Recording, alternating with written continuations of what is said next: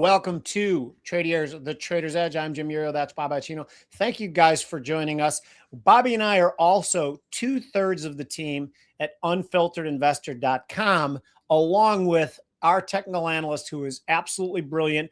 Guess what? We're bringing him on in this show. So we'll have the whole Unfiltered Investor team here. But before we bring him on, got a couple questions for you. Bobby, so Tesla's reporting earnings. They haven't yet. I have them up on my screen there. By the way, this is when we become real journalists. We're breaking news. We're breaking down stories for you people. Bobby, your thesis for Tesla, the reason you're in it is because you eventually think that SpaceX and Tesla are going to morph together and you want exposure to SpaceX and don't want to get into the IPO. Is that correct?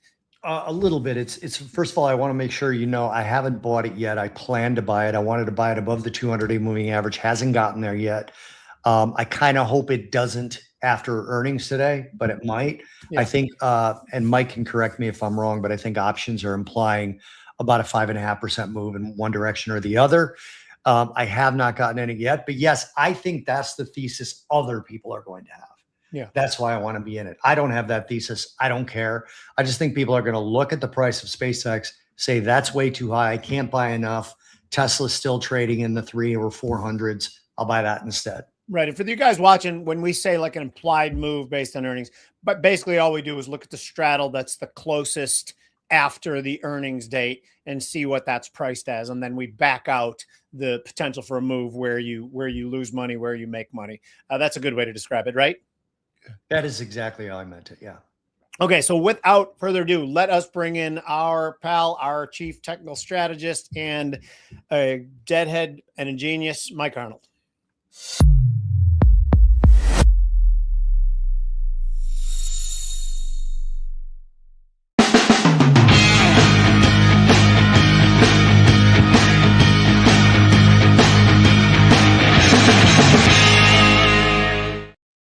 By the way, Tesla is up 1.2%, now 1.5%. Something was to happen. By the way, this initial move, this move plus a cup of coffee eventually just gets you a cup of coffee, in my opinion, because I don't think the initial moves matter that much. This is just noise and how people were positioned. But right now it's up 2.5%. You guys seeing the same thing?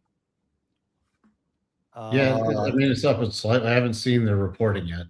Yeah, I haven't. No, I don't know what the numbers are. I just see what the stock's doing. Which, by the way, I don't care what the numbers are. We always, and the TMZ of financial stations all break down the this, the this, the this. I don't give a shit. I want to see what the stock does. That tells me what the positioning is. You agree with that, Mike? Right?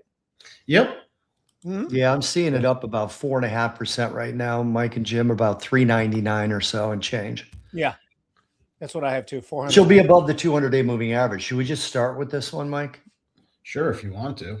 Yeah, sure, I want to. I mean, by the way, I want to tell you guys who are watching too. One thing we love when we have Mike on is looking at names on the fly. If you have a particular name you want to look at and get a good technical breakdown of it, send it in either on the chat or on Twitter. But we prefer the chat. You guys go. I'm sorry, I've got the Reuters quick read of what happened. Tesla reported first quarter revenue that missed Wall Street estimates as the expiration of tax credits for EV purchases in the United States hurt demand for electric vehicles, blah, blah, blah. The Austin, Texas-based automaker, I love reading that, the Austin. Me too. Reported revenue of $22.39 billion for the 3 months ended March 31st, compared with analyst average estimate of 22.6. So they missed revenue. Tesla delivered fewer vehicles than Wall Street expected in the first quarter, but deliveries were up 6.3% from a year earlier when protests against Musk's far-right politics. Far-right politics. Give me one far-right politic opinion that he has. He supported a guy who was nominated by one of the two sections of the Uniparty, and he's far-right.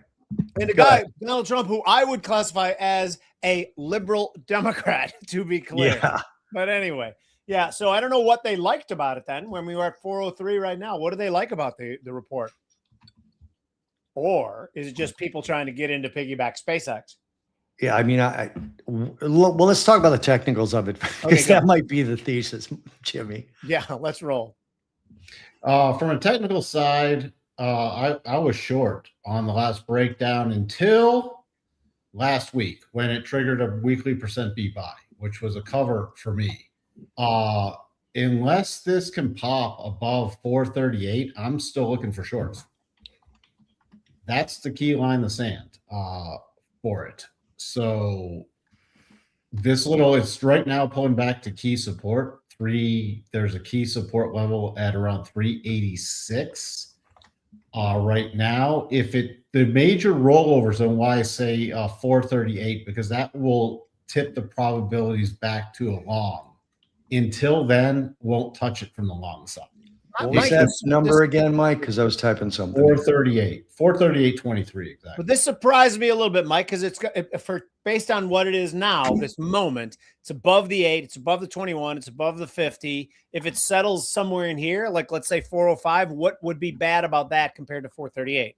It doesn't tip the technicals. We still have a bearish. I still have a bearish overall bias from the last topping pattern. Okay, so it came back down to a major bounce zone, where it triggered the weekly percent B buy, which I mean this got to massively oversold conditions and triggered a really nice percent B buy. But unless this can really get above 438, it still will remain in sell mode from a technical perspective. Can you do me a favor, just because we have a lot of new watchers on this show compared to our other show? Can you explain in detail what a percent B buy is? A percent B buy, let me call it up.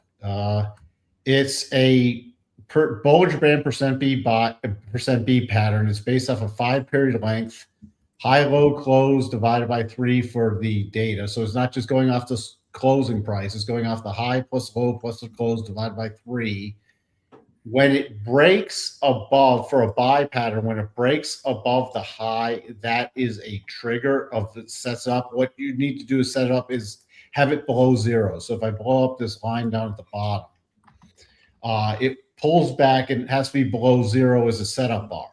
The trigger is when it breaks above the high of that bar. It's not officially, though, officially triggered until it follows through the close. But a lot of times, if you wait for the close, it's going to leave you in the dust. So I use it as either intraday or intra-week entry.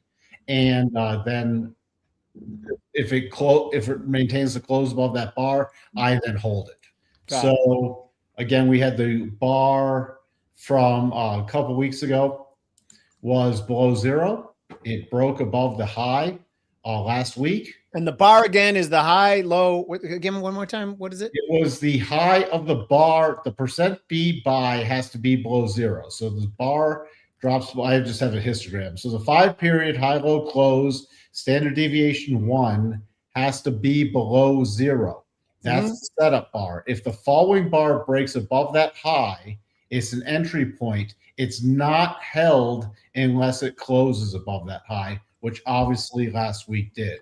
Right. Why I don't wait for just a close is because, again, it will leave you in the dust many times, especially on the very popular stocks. So I trade it on a break above that high and then only hold it on the close. Bobby? Let's go on to the NASDAQ, if you don't mind, because I'm thrilled actually by the new all-time highs. But what I don't understand is why we have them. Nothing is, the war is still on. And nothing I can find has changed from when we got the sell-off prior to the war. So I want to know technically like where that shift came and if you're actually shifted to bullish at this point. Well, we had to shift to bullish. I'll give you the exact line again. We shifted to bullish last week. Yeah, a couple weeks ago. I said we went to choppy bullish. Why do I remain in choppy bullish? Because the technicals, yes, we can keep trending. We're trending very strong. We don't have the breadth really supporting this yet. We don't still, Mike? Huh? We still don't have it? It's better, but it's not great. Okay. That does not mean we can't stay long. When this thing shifted and closed above 25, roughly 25,100, it shifted to long mode, and it will remain in long mode right now unless it really drops below 24,500 on a closing basis. So you're going to have some pretty decent pullbacks. Again, this is not from a underlying perspective the most stable rally, but it is something to trade in the short term. You just have to be prepared, because I'll call it a sorry about that. Not well supported rally, but you cannot trade against it. I would not short this. I will just keep looking for either pullbacks or, as we covered this morning, sideways corrective patterns, which we had over the last 3 days. And then we were looking for a breakout higher. We got it today in the NASDAQ. The next target is about 27,250. And then if it continues, because we're just in pure just buy it all, buy all the shorts, squeeze all the shorts, this is also a cap weighted rally. That's one of the things that's driving it. Again, the mega caps are driving this rally more so than the broad market. The next major target in the NASDAQ, if it gets through, is 27,250, is about 27,650. Hey, real quick, Remo, before I give Mike those stocks, explain more what you mean. Are you looking for a comparison between the two stocks? Mike just did Tesla. So I don't know if you're looking for also TSLL, or if you're looking for one versus the other. Yeah. So do either of you guys have an opinion as to why we were able to leap past the theoretical problems that we had prior to the Iran war? Here, I can give a good answer to that. Go ahead. No. That is a good answer. I want to read something, if you guys will let me. This is daily Tesla bull 2 times leveraged. Okay, that's interesting.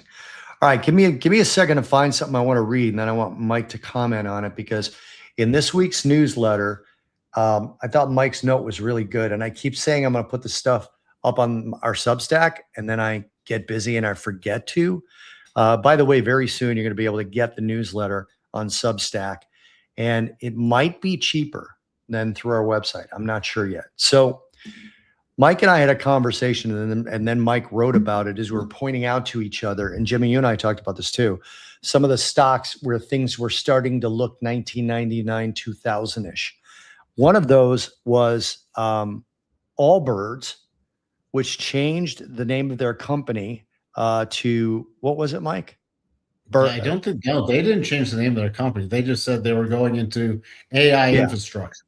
Okay, they decided that Allbirds, which, by the way, is an eco-friendly shoe company near bankruptcy, this is what Mike wrote, announced it's shifting to AI, and the stock went from an opening price of $2.39 all the way to 24%, 904% gain. Yeah, $24. What did I say? 24%? 24%. Then there was another company, Mycium. Mycium, by the way, had a privacy-focused social media platform that nobody was really using yet. And they decided to transition to Mycium AI, the symbol's MYSE, and the stock went from an opening price of $1.32 to $5.77, which is, again, a 337% gain plus. And then Avis, of course. Mike, do you want to put up Avis and talk about this a little bit? I mean, Avis went from low $100 a couple weeks, 4 weeks ago. Let's see, the open back on the last week of March was what was it? 102.46. Today traded a high. Now it's cratering because this attracted, again, momentum players, squeeze players, everything. A high today. Idiots. Let's call them what they are. This is moronic, people. But anyway, go on. Yeah. $847. I mean, this is a company that cash flow is horrible. Their last earnings report, why don't they have a PE ratio? Let's see, because their earnings. I know this one. Because they have no E.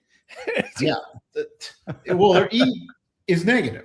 So now let's for a myriad of reasons, there's a couple different reasons I had a retweet this week about it. It wasn't just short squeezes, it was for hedging purposes also. But again, when these things attract the momentum players and squeeze players, you get these absurd moves. today, and if you don't time it well, because I know people, I advise them against it, vertical down, who got in the last couple days, and now in one day they are underwater. So, again, you have to be really nimble with these things. Today's from the high to the low, what is that? Is a 400 and nearly a 420 point range. Yeah. By the way, it's not investing. Yeah, it's not investing. It's not trading. There's no edge. This is just like putting it all on black. If you guys want to do that, have at it. But that's not something that we talk about here. Jimmy, what does it remind you of if you put up MYSE, Mike, where a company goes from its regular business, then they become an AI company? What about the tea company? When they're a iced tea company that did that back in the .com bubble? Yeah, but they also had to remember everybody was doing blockchain years ago. Oh, now I'm a blockchain company. And you'd have the big explosion. So, but what it is, so there's something that's important that we haven't said yet, but I think most of you people know that, because when we see things like this, every one of us believes that there's probably too much liquidity in the system, and then it ends up in really weird and sometimes wholly irresponsible places. Now, if you're chasing Avis, that's just a game, man. That's not something I'm going to be part of. And again, I'm an old man. The ball's on my lawn. I don't want to be. It seems fun. Have a great time on your roller coasters, but that's not for us. All right. So Remo has clarified that he'd like to see a comparison between TSLL, which is a leveraged Tesla ETF, I guess, and TSLA, which is Tesla. And I'm not sure how you would answer that question, Mike. So why don't you just take it? Comparison. Remo, while he's putting it up, I will mention to you that we talked about this on the Tradio Rundown today. Anytime, and I know you know this, Remo, but you know a lot of people don't understand the optionality embedded in these ETFs. It'll have decay because they use options. They buy calls, and if you don't get the move fairly quick, those calls begin to decay. So those leverage plays are interesting. Tesla's, again, as long as you know what you're doing and know what it's in it, have at it. But it's, I would just do the options myself. And because of the decay in a TSLL, in order for it to flip to bullish mode, it has to get above 1855. It's still in, it hasn't even gotten above its prior breakdown zone, which was right around $15. It's trading right now 1382. So did it create a buy signal? Yes, it did. It's not even above its weekly rotation zone. So again, it had a buy signal. If you knew about that, I'd just be trailing it at this point. But the probability shift for that is all the way to 1855. So other than that, there's a lot of still overhead resistance. The massive overhead resistance is right around $15. So it's got to at least base above there before anything else. And can I ask a quick question? Is that, so when you look at something, this goes to both of you, Bobby, because when we look at a stock and we look at the chart or a heavily traded asset like the S&P index, it's a measurement of sentiment and momentum. When you get a leverage ETF, there's another element that's embedded in that too. That's not about sentiment and momentum. It's about, optionality. So it's, in my mind, it's more difficult to chart. Do you have good luck charting these leveraged ETFs, Mike, or do you think they don't respond as well? They don't respond as well. Okay. Because you should still focus on the underlying. Right. Just for everything. If I'm playing options on anything, I'm focused on the underlying. Yep. Period. Okay, good. Yeah. Because that's what I'm technically trading against. Hell yes. Right. You can still do analysis on these leveraged ETFs, but because of the decay principle, it skews the numbers. So I'll first look at the underlying. Like if I was forced to trade, and I don't generally trade leveraged ETFs.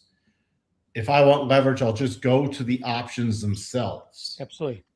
I will go to the analysis on Tesla, period, and look at that versus doing the analysis on the leveraged ETF. I will keep an eye on it because if I'm trading it, that's technically what I'm in. I will use targets still based off the leveraged ETF. But if the underlying hits a major target and the leveraged ETF does not, I will take action on the leveraged ETF because of the decay principle. Bobby, do you think this is like so if you and I, if we were doing a 3x leverage ETF on Tesla, would we just own 6 at the money calls every day? And as it rallied, get out of some, because you don't want to gain delta and be a 6x, a 6x leverage. So you have to take profit. So you'd have to just sell out of, roll the calls up and always be at the money and always have a delta of 3. So 6 if it's right at the money. That's the only way to do it, I think. So, yeah. I mean, that is why they underperform unless it's a big move and it's a fast move. To me, these leveraged ones, they play earnings way too hard for me. I just don't do that. Like I said, you guys both know I want a position in Tesla. It's now up basically $15 from where I was looking to buy it, but I still didn't buy it because I can't do that. I'm not playing earnings. I'm playing a thesis here. Yeah. So. Okay. All right, we want to go back to indexes? Sure. Want to do the S&P, Mikey? Sure. This one, we have not broken a new highs yet. Still a sideways. We're up today. Still, this is a classic sideways reaction with the 8 going to push the price higher. By the way, I should mention, even with the NASDAQ, we're going to get some significant divergences on the next push up because we're losing momentum. So from a trailing perspective, yes, we can keep going up, but I am starting to trail stops tighter and tighter because we could get at least some kind of decent pullback to retest prior major resistance, the prior highs that were established in a multi-month period that we've now taken off. We could easily get a pullback there. There's no sign that it's going to happen yet. We still have the war, the ceasefire in the midst of the war going on. So could something change with that, either positive or negative? Yes. But in the S&P, the next targets, I'm looking for a short-term breakout with the next minor target around 72.14. And if it continues beyond there, we're looking at around 73.19 as the next key target above that. So if it trades sideways and allows for the 8 to catch up, goes into the 8 and 21, preferably below those old highs, and then comes out of it, that will be your next kind of bullish kick in the pants, right? That would be a pullback move. And then as long as it did not close below the bottom of the rotation zone, which is a 21 EMA, I'd be looking for re-entry signals. And a lot of times you do get percent B buys on a daily basis on those kind of pullbacks. So that's what I would be looking. Otherwise, there's other things I look for where we start holding the rotation zone support and then we rotate back up. And I use that as an entry signal. That would, because we don't have anything that shifted the probabilities back to short. So again, I have to stay in long mode, even though this long could be getting a little long in the tooth short term. I have to stay in long mode until we violate at least the daily rotation zone, which is all the way back at just above 6,900. So we'd even need a decent pullback to even get to the bottom of that. Have you done any? I've asked this question months ago, and I want to know if you've done any additional thinking on it. When I look at some of the charts, it seems to me that when we get a certain distance, and I don't know what the percentage would be, a certain distance away from the 8 and 21, like we're rallying way above it. It almost seems like an overbought or sort of situation that other people might look at and say, is there a percentage above the 8 in any different time frame where you would say, okay, that's enough, it's just too high? Yeah, but you don't know. That's why I have to trail, because you have two, as we've talked about before, you have two kinds of corrections, either a sideways correction or a pullback correction. Oh, so right now it's a sideways correction. Do I want to be out of longs with just a sideways correction? No, because it generally shifts sideways and then at least breaks out one more time higher. That makes sense. And it's very hard to predict when you're going to get the sideways versus pullback corrections. That's why I trail on a short-term and a longer-term perspective. Because, for example, the NASDAQ, we went up on last Friday, paused Monday, Tuesday, and broke out today. rather strongly. This was just a sideways correction with a pause. So we didn't get the pullback. So do I want to just exit because it's overextended from the 8 EMA? No, I don't. I want to take that into account, but I just don't want to magically exit because we might not get the pullback. Yeah, no, that makes sense to me. So you're kind of losing your zeal for it, but not enough to have an action. Right. That's why I come up with a trailing level. And right now, my intermediate term trailing level is a lot farther down. My short-term trailing level, like for very aggressive longs, is just below 7,100 on a closing basis. Yeah. And that's for really short-term trades. For the percent, for the bottom things we hit, and we did trigger a couple minor moves that then shifted to bullish mode. Those trails are all the way down closer to 6,800 in the S&P. Okay, that makes sense. Bob? Also wanted to point out something else about. I lost my train of thought. I take a quick time out while you remember it. Yeah, go ahead. Can I just jump in again? We talked about percent B buys on the weekly. Yep. Yeah. Look, the S&P back on the 30th of here. I'll just show it again. So it all started with a percent B buy, right? But the bar dipped below zero on the percent B buy, triggered on the 31st of March, and then was off to the races. So this went in on a daily mode on the S&P, on the NASDAQ. So these were long triggers that then had to be managed. But again, the unfiltered investor, we gave the flipping point for these. Once it got above the probability flip, it was all right, give it a little more room to run. And it kept running. You crushed that. Take a quick time out, please. Luis, we put the banner up, but there's two things I want to mention. Before I mention the banner, I wanted to wait till some people were watching, because we are offering a special for the Tradier Trader Fest Investment Conference in Palm Beach Garden on May 7th and 8th, which is coming up quickly. It is 2 weeks from maybe today, tomorrow probably. But if you sign up through Bobby and I's link, you get a month of the Unfiltered Investor for free.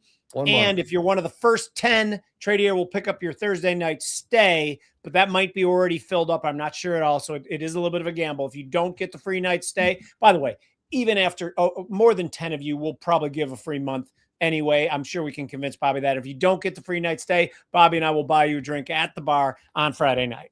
Does that sound good? Sounds good to me. And then the banner, Luis, I forgot to even talk about the most important thing here is the Tradier Pro. We put up a banner halfway through the show. Please scan that QR code and try Tradier Pro for 3 months for free. We talked to people who've traded options for decades, others who've traded it for days, and they both say the same thing about Tradier Pro. That is the gold standard for options platforms. It is amazing.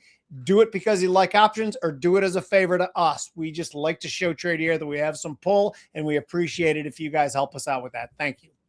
All right, real quick, there is a question from Byron, who subscribes to the newsletter, by the way. Byron asked if the GIS trade was still on. I'm going to explain the context of the newsletter, Byron, while Mike pulls the chart up. GIS, General Mills, Mike. If you see that it is not in the open positions and the medium-term trade, we put out the medium-term trade to buy GIS on a stop into the upside, which it did not reach. That was in the April 12th edition. Then if you look in the, in the April 19th edition, the next Sunday, Byron, it was not in the trades and it was not in the open positions. That is a flawless way of saying to you, no, it's no longer on, because if we don't have an open position on it and we're not still recommending it, if the trade were still on, it would have still been in the new trade section, just below all the open positions. Right now we're open target. We're open, open positions. We have target, which is going our way. We have Semtech that closed out at all three targets. We had Amazon that closed out at all three targets. We have FactSet Research, which has now reached its first target, and Monster Beverage, which we got into this week. I'm not sure if we got into Dover. We can look at that next. But Mike's going to explain to you, Byron, why this one went away. Oh, but I don't know if you saw, Byron also wants to see XLY. I didn't see that. Yeah, he put it on Twitter. All right, go ahead. Mike. This one did not meet our entry criteria, now has broken below a key support level. I am still looking for GIS on a longer term, but this is something that is not a short-term play for me.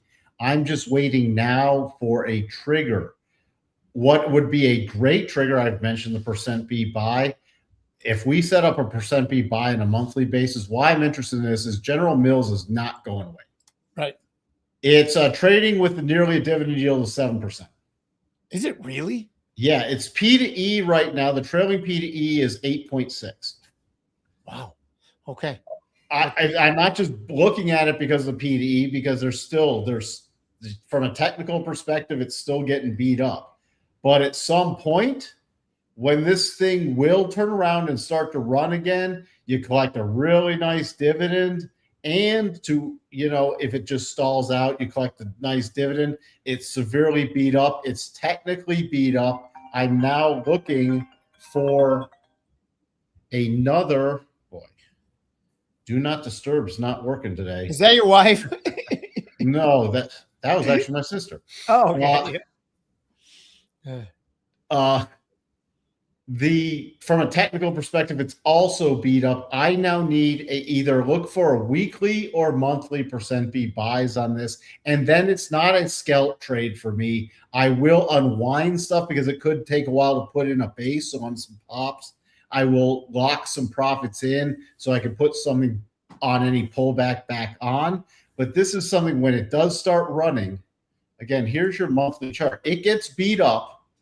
And then it can go for many, many months / a few years on another run. So keep an eye on it. If you like things that are beat up that will pay a dividend, this is one of them. It's just not yet triggered a great buy pattern. The last one did not get triggered. I got a secret too, people. That, Jim, that we're in Target. That was another reason. When we first got into Target, Mike was pointing out, I think it had a single-digit PE. And we talked about it and we both agreed Target is not going anywhere. As a matter of fact, if anything, someone would buy it. It wouldn't just shut down. Right. So and they we're paid in that their one. dues. They paid their dues from their woke nonsense, which those woke companies got the shit beat out of them. Deservedly so. I mean, in my opinion, but the market said we don't want that shit. And they told Target. I will mention we put out a recommendation to get long at 106.14. Where is it now, Mike? Yeah, no, I mean, there's also back in. People want to earn it. Back in November, a percent B buy on a weekly basis. And then it hit a couple, it's going up. It hit, how many targets did it hit? But again, this is a long-term play. We are overbought. I'm going to stress something.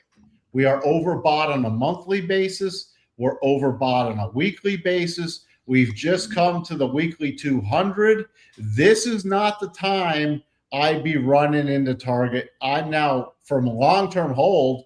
Yeah, I'm keeping some, but from a short-term trade, I am now looking for a pullback. Okay, again, so we got in Target. I want to mention something about General Mills. I own a bar. People who own bars make money off addiction. General Mills, processed foods are addicting. Bobby and I speak against them all the time, but people still keep buying the shit. We don't buy it, but people do. So here we are. Anyway, let's go. And again, we got in Target at, I believe it was 106. Here, I'll find it right now. I think it was 106.14 where we got in there. Yeah, 106.14 was the price. And Target is currently trading about 130.60. So, even though it's overbought right now, we don't have to stress because of where we got in. We also got in Dover this week and Monster. We should look at those two, and then we'll go back to sort of the main markets. So Dover was 220.01. It was a stop in at 220.01. And then we recommended to the newsletter subscribers that they stay in it if it closes above, which it did. And we had earnings today and it's only down about 1.8%. So I have no worry about this trade right now. No, okay. It's just whole. I mean, you get the fluctuations, and again, this has not tipped the problem. This was front running a tip in the probabilities. So, and triggering a double bottom pattern on a weekly basis. So we'll just see. Now it's in, watch the stops. We're in it, watch the stops. Yeah, Is the everything stop is guaranteed? No. stop is a close below 212.40, so we're a long way above that. The other one we got into was Monster, and again, given you the parameters of that one, Monster had an inverse head and shoulder.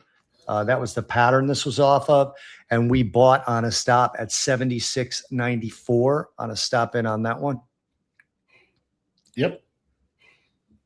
And again, we've just pulled back a little. Now I'm just watching for another rotation back up. Hey, can I ask a question? Because I didn't get in the first one. Now, if it goes back above that, above the trend line, back above the, all the moving averages, would you consider stopping in and doubling up your position? Would I know? No. Okay. Yeah. The reason is like, But if you're not in it the first time, you could. That's what I'm saying for me then. you can get in It's it. still a complete valid trade. It's already triggered. You could get it in at an even better price at this point. Oh, okay. I got what you're saying. That's interesting. By the way, there's In is terms two of requests. Jimmy doubling up, that would sort of break a rule that I know Mike and I both have. Yeah, I I actually have a like that rule. percentage per trade, and I I love don't that want to rule. double up. Discipline. By Exactly. the way, Byron had asked for XLY, and Joe the nurse asked for MSOS. If we have time, but I know we want to get to gold and oil and all that. That's shit. okay. We have time. Okay, let's go XLY for Byron and then MSOS for Joe. XLY? Yeah. What is XLY? Why don't I XLY see again? those? Staples? Luis, I don't see those comments. I'm not sure They're why. Twitter, Bobby. They're Twitter. Oh, they're Twitter. And I'm Byron sorry. had responded to Widge with XLY. Gotcha. I mean, XLY shifted the probabilities back of, boy. There were some long trades again on XLY, but it just shifted. It finally shifted the probabilities back middle of April 15th. So there's no major topping pattern right now. Key support is back around 117.50. So again, unless this starts closing back below mid 114s, I'd still be looking for long setups in XLY. Interesting. Okay. Thanks for doing that, Widge, by the way. I didn't see those at all. Yeah. So MSOS, I don't even know what that is. Do you? No. MSOS. By the way, we love doing these things, guys, who are watching, because sometimes we see a stock.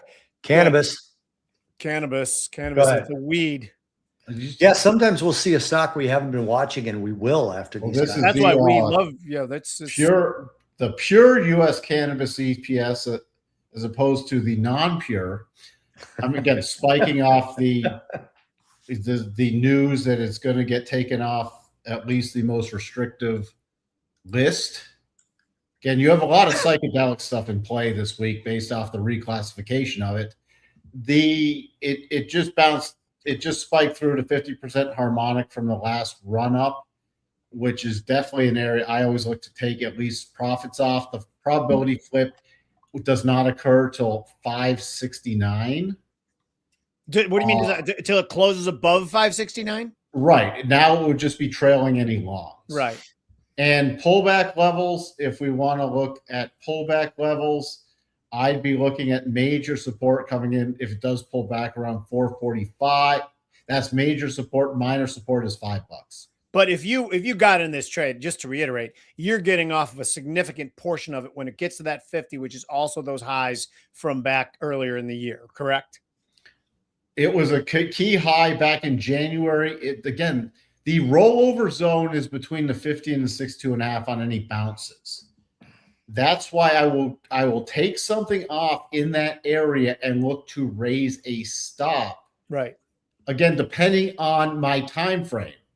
For example, if it was a very short-term play, like, hey, I got in it today and it already rallied to a first target, I'd take something off and be more aggressive. If I was in it back from, the end of March down around 350 or 325, I'd still take some off, but I'd give it more room on a trailing basis.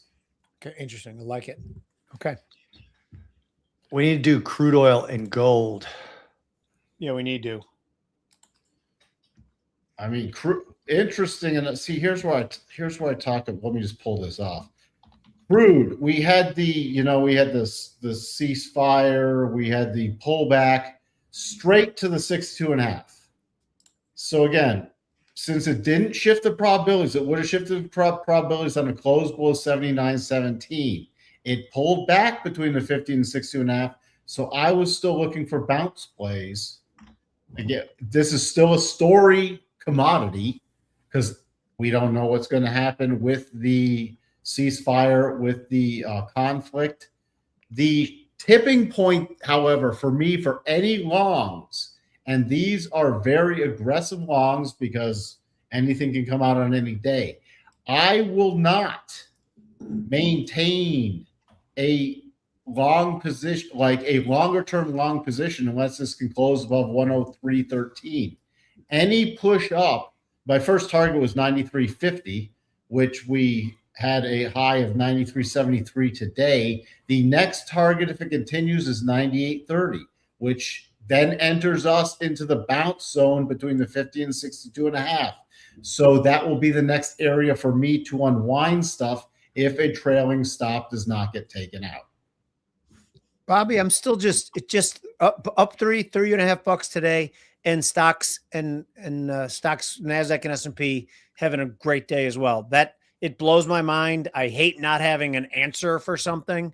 If anyone comes up with an answer of why the hell those indexes are going higher, text it to me. Okay, again, I don't really Louise, put up Dougal's comment while I Oh, nice, Dougal. I assume his name is Doug. yeah, Dougal, whatever. It's always better though when you get to all-time highs. Yeah. Basically, I think that it was almost when he extended the ceasefire. I think it's not taco to me. It's somebody said I don't remember what I was watching, but recently somebody said it shouldn't be taco. It should be Trump always gets bored, but that doesn't make a word that you can say. Yeah, exactly. He said he's not chickening out. He just gets bored. He's like, yeah, we're done. We might bomb, but I'm extending it. But we might have to bomb again. But I think everyone now believes that Trump is in his exit strategy. And that's why I don't think. And a lot of people in our economic and financial orb, people who are good friends of ours, are out there going, taco again. And we don't have to agree on everything. Like even my best friends, I disagree with them some things. I don't like to call it taco either because it's just difficult to say that Trump. It's difficult to me to say that Trump chickens out of anything. Yeah. I mean, who has been as bold as this guy, positive or negative? Right, exactly. Positive or negative. No one's been as bold as this guy. And also psychology and humility. I don't like to push people into corners. We were talking about the Bears move to Indiana. I think they are playing the state of Illinois' General Assembly. I don't think they want to move to Indiana. But if the Illinois doesn't play ball with them, they might be backed into a corner and be like, okay, then we're moving to Indiana, and then have to do it, which is not what they want to do. But the same thing for Trump. I don't like to say taco because I don't want. I think Warren and McCaskey have been watching Trump. And that's where they got it from. Okay, could be, right. By the way, I decided in every show, since you still live in Chicago and I don't, I'm going to do real easy Chicago sports trivia for you. Let's hear it. Your question for today is, where did Walter Payton go to college? I know. Is for me? Yeah, it's for you. Well, Mike can answer too. Jackson State, 4th pick in the draft, 1974. All right, there you go. I'll have another one for you next show. Okay. Mike, can we do gold? Sure. Gold is in, again, I hate to sound like a broken record. Percent B buy was triggered back at the last week of March, and it's just trailing long right now. There is an overextended right-hand shoulder double top, so that would be a potential double top. That's where there's always already been profits taken off, but that's where the remainder stop would be. That would be if it closes below 46.26. Other than that, it's just sitting in choppy mode. There's a breakout we did list in the Unfiltered Investor above 49.20 is the current breakout level. Again, or the breakdown level is 46.26. It technically triggers a double. If the double extends for a few more days without triggering, it will be off the table. It will have been a non-triggered double that is then invalidated, but that will not happen until early next week. Other than that, there's not much going on. The better play, which I actually talked about this morning to watch for, was copper, which was I listed this on my live stream this morning. Watch above yesterday's high for a percent B buy, which is also a rotation zone buy. It closed above resistance, pulled back to the rotation zone, set up a percent B buy on a break. It's now followed through with a closing price, so it's a hold. And this is a pretty easy area for a stop, because the stop for the percent B buy bar and would also trigger a double top. So no, but the percent B buy also happened as it dipped into the rotation zone and came out of it too. That belongs on the positive side as well, correct? Correct. Okay. That means we don't just double up, we triple. We just buy everything that we can. Yeah, you go buy every levered copper ETF in the world. YOLO, baby, YOLO. And you buy all the options. You just go all in. You buy like all the Goldman desks bought 5 minutes before the first QE was announced, the calls on the 10-year, the 5-year, and the 2-year in the Chicago pits. Yeah, that one left me a little bit irritated back then. But anyway, go on. Yeah. So at this point, it's just either the stock gets hit and this reverses back down, or it's now going to be trailing. And the next key targets also, because it did flip the probabilities to long probabilities on that close above that 6.0. What was the official level? 608, something like 15 or something. But the next key target is 624 or 625 roughly. And then if it extends beyond there, 641. Got it. Real quick, we should look at 2 more stocks, if you don't mind, that I had in mind. So is there anything else in the general markets you guys want to look at before I bring the... Oops, sorry, Remo's got one more. I prioritize the viewers over myself. IBIT. Sounds familiar, but I can't remember what it is. The last one I want to look at is a reason why I don't pay attention to fundamentals for trading. So let's do this one first. This is the Bitcoin Trust. Yep. Look at that double bottom. See, again, I will do the analysis on Bitcoin itself. Mm-hmm. I do not do any analysis on the ETFs. Well, when we have the very, very liquid asset, right? I mean, I don't think he cares. Yeah. So really, I mean, I'll go back to the price based off of that. It's closing right at the weekly rotation zone and right at a prior breakdown zone. It's only hit the first target of the Head and Shoulders top. So I'm still potentially looking, especially now that we're in overbought condition. I will not short this yet. It's now just in bounce mode for me, but I am cautious this could still roll over again. If it continues higher, the next key target on Bitcoin is around 85,000. On IBIT, the next target would be 49. There is still a gap left. If I was just trading a Bitcoin trust, I would definitely raise a stop from a long perspective at 47.50. I would be raising a stop, but my technical area to take another set of profits would be around 49. Perfect. All right, before you pull up the chart, Mike, breaking news: Lululemon names former Nike executive Heidi O'Neill as its new CEO. Jim, would you think the stock would go up or down on that? Up.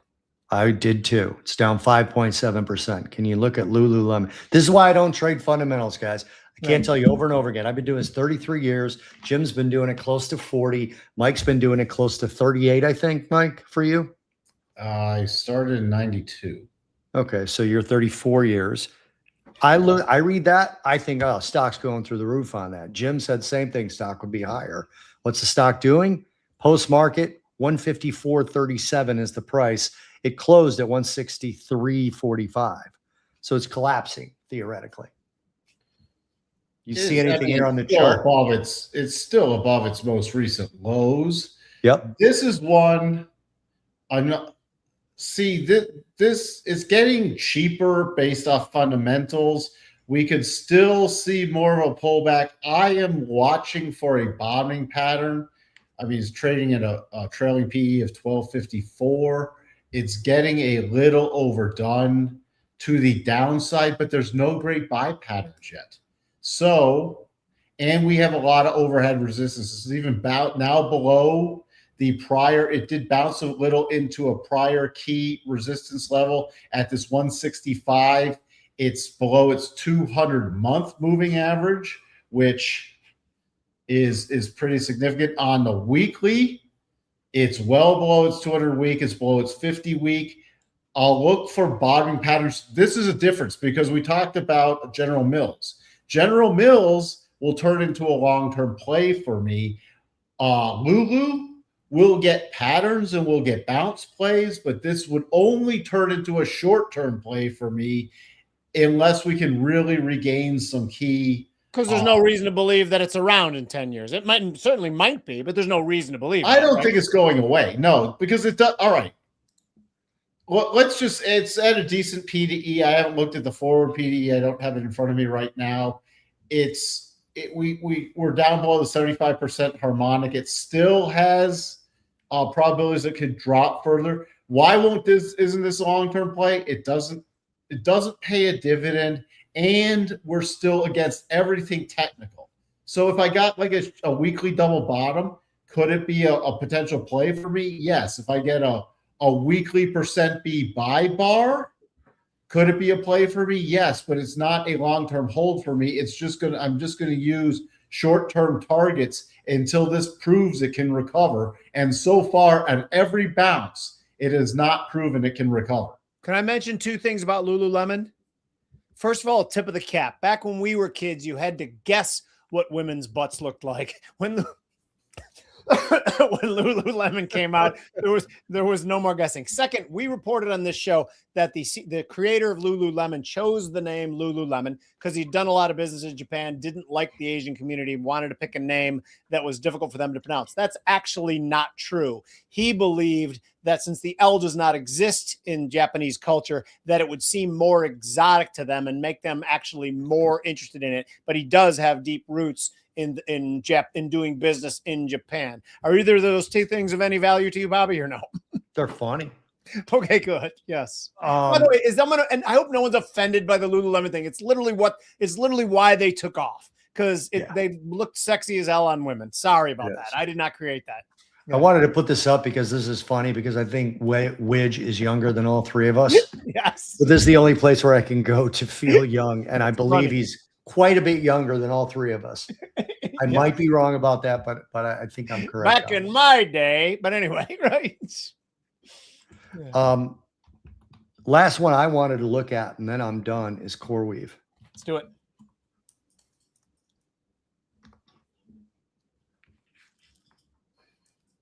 There it is. By the way, CoreWeave is only traded, like they don't even have a 200-week moving average yet. Wow. Yeah, they're that new. So normally I don't now that it has a 200-day moving average, I'll actually look at it. But they've only traded for about 52 weeks, 56 weeks, somewhere around there, because they only have they have a 50-week moving average, but they don't have a 200-week yet. Huh. It's in bounce mode, having hit the, again, 50% harmonic, 125 board, nearly hit it. I should say the high was 124.96.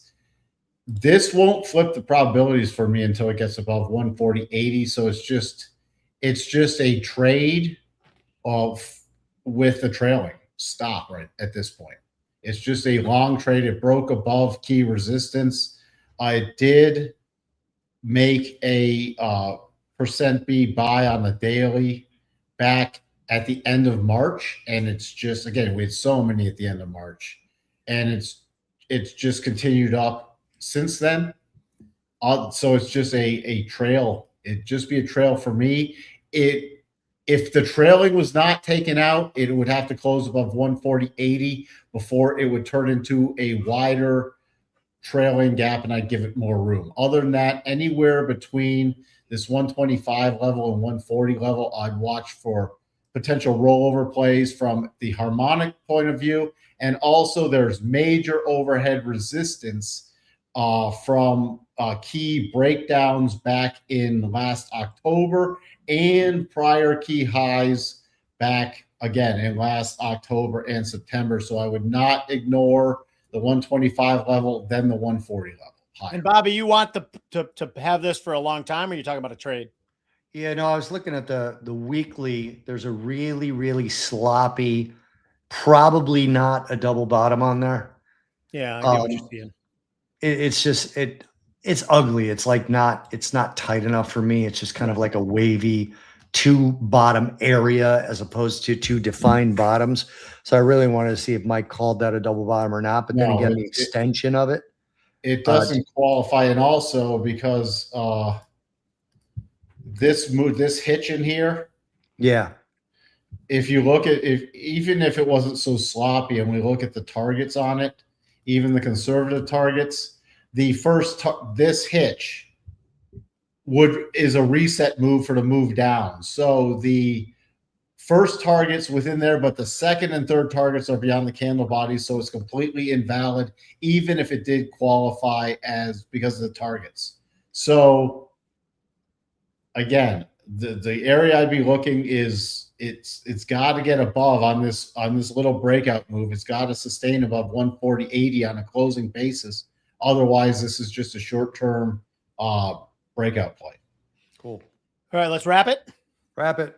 Thank you guys so much for joining us. Really appreciate it. Please also consider joining us in Palm Beach Gardens, May 7th and 8th. Bobby and I are on a panel with our buddy Kenny Polcari on the 8th, the morning of. Please join us there. It will be a gas. We will be at the bar Friday night, stay until Saturday morning. This has been Trader's Edge. I'm Jim Iuorio. That's Bob Iaccino. That's Mike Arnold. And I'm talking fast because I have to go to the bathroom.